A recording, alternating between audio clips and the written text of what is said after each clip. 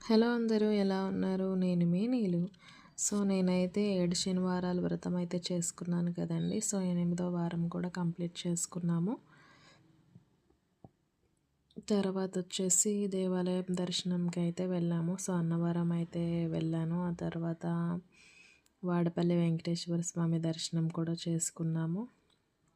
So, అక్కడ దీపాలు కూడా పెట్టాము పిండి ప్రమిదలతో. సో, అదంతా అయిపోయిన తర్వాత స్వామివారి దర్శనం చేసుకున్నాము. అయితే నేను వైకుంఠ ఏకాదశి తర్వాత వెళ్ళాను. చూడండి ఎంత బాగున్నారో పువ్వులతో స్వామివారిని డెకరేట్ చేశారో. సో, ఎంత అందంగా కనిపించారో.